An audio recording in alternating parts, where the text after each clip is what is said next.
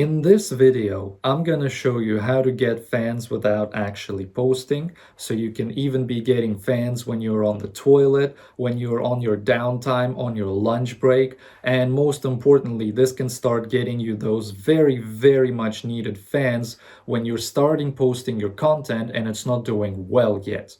So when your content or when your ads or when all that stuff is flopping, this is a reliable grassroots way to get warm traffic and to get those actual fans that care about you into your Instagram, into your universe, and showing them your art.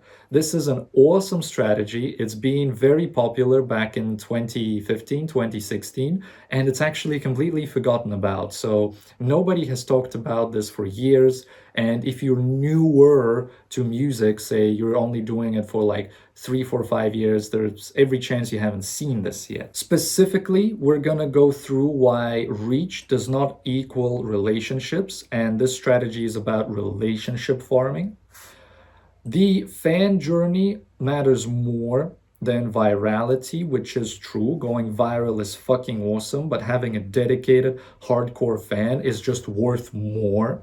Gonna look at some upsides and downsides because it has some strengths and it definitely has some weaknesses, which you're gonna see. And I'm gonna show you how to turn fans into your friends to form that loyal core fan base that every artist needs to actually be profitable, actually be popular, and actually be monetized. Because fame doesn't always equal fortune, but a dedicated fan base does equal fortune. For people trying to really make this into a full-time career, this is going to be an awesome method to set yourself up for that. I'm trying a little bit of a new format, so down in the comments, just let me know how you feel about this type of video. Instead of making a Miro board, I wrote down all the important things, and we're just going to go through them one by one.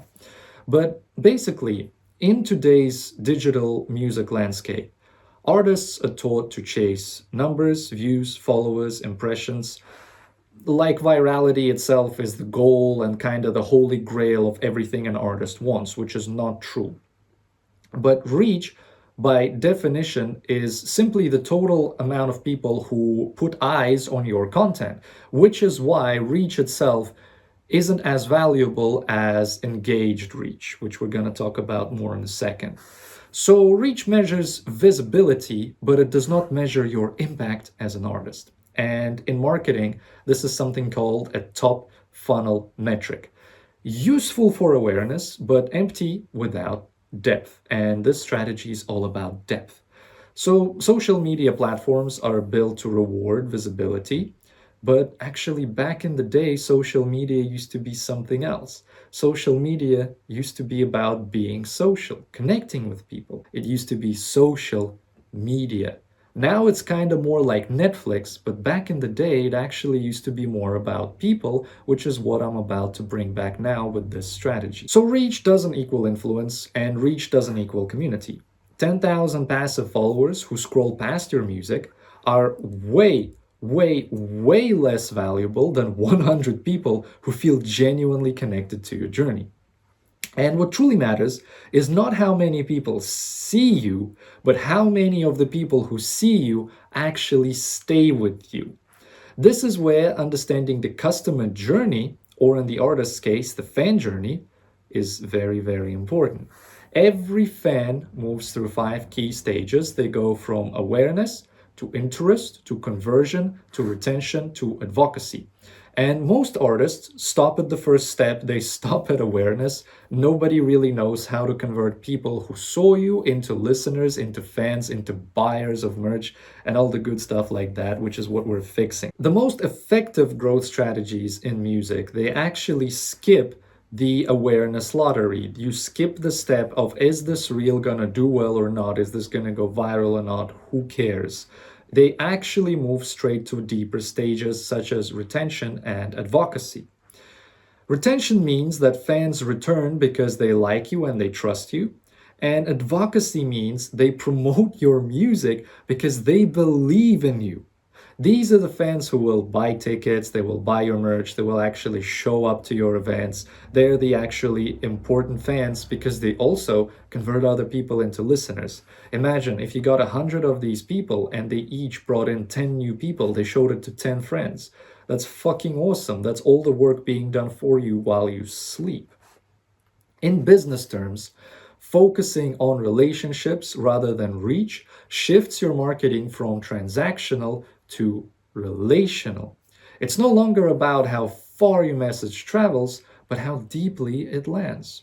Artists who understand this principle, they stop chasing visibility and start cultivating community capital, the real driver of long-term music careers. And in terms of business, if any entrepreneurs are listening to this is exactly like switching your focus from finding new customers to switching your focus to actually retaining your key customers and making sure they stay with you longer and pay for more of your services because they build a relationship. There is this one French guy I know. This type of business is very popular in Europe.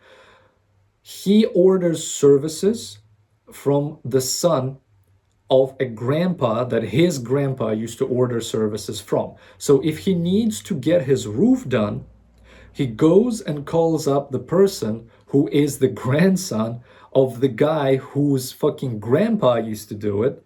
And now this is a generational relationship. That business has generational customers. Maybe a new company can come in and do it quicker. Maybe a new company can come in and do it better, but the French guy I know doesn't even want to try because he wants to go to the company he has a relationship with. Okay?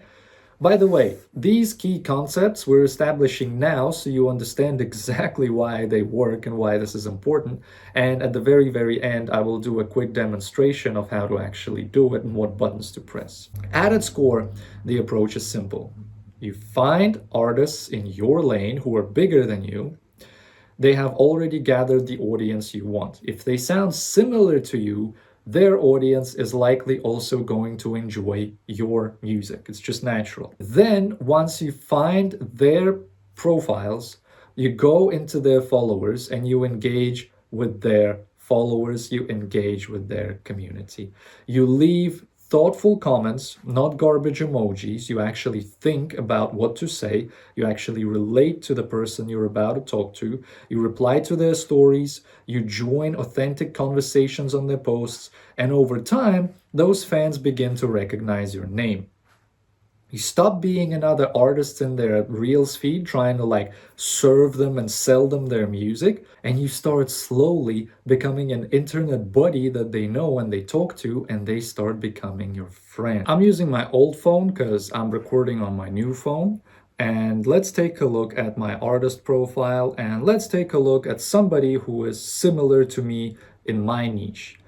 I'm gonna go straight to Плохой парень because I really, really like the type of people that like him. And we're just gonna click on his followers and we're gonna go top to bottom. Just take a look at this person. The first criteria, and you can look at as here while I talk about this. The first criteria is to make sure that they're a live person, not like a brand or some shitty account, so you don't waste time, and that they post consistently. So let's say this person posted 2 days ago. This is a good profile to engage with. That means they're live. Should you follow them or should you not follow them? That is up to you. How would I meaningfully comment on something like this? Actually a real fucking challenge. This is just a girl like thirst trapping, being weird. I'm just gonna comment. Нихуя крови потекло.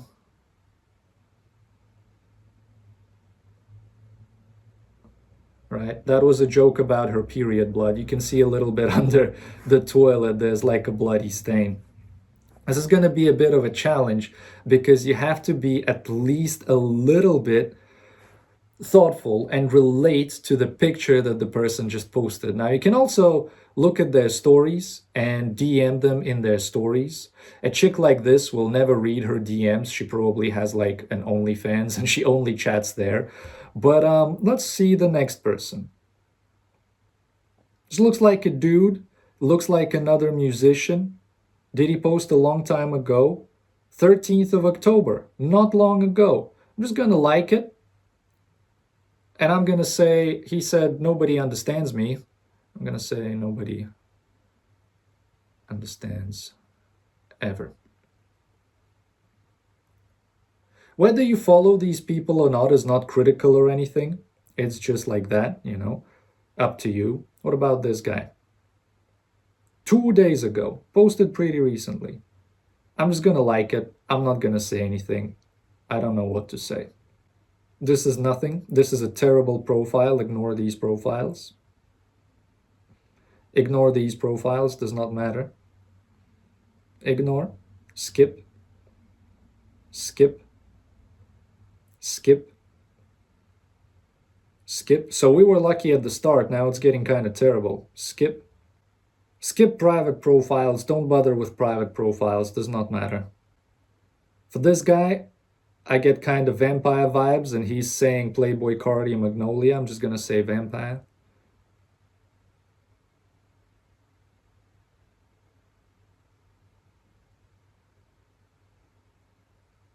Like this. And that was a few people. I hope you see which profiles are good to follow and engage with, which profiles are terrible. Follow them if you want, just engage if you don't want to follow, reply to their stories, whatever. Quick tip, if they post reels, this is even better, because if a person asks like, yo, how did you find me? You can say, oh, I saw your reel. So profiles that post reels should be in your priorities, and profiles that post carousels should also be in your priorities. Because if you just come in like this and the person's like, yo, like, what's up? And they actually start engaging and talking to you, it's easier to explain yourself if they have reels and carousels, because those can actually show up in other people's algorithms. With that, I hope you understand the strategy. I hope you understand why it's good. The general numbers you should be doing is you should be going through 100 good profiles a day. You can do this on the couch. You can do this if you're commuting to work.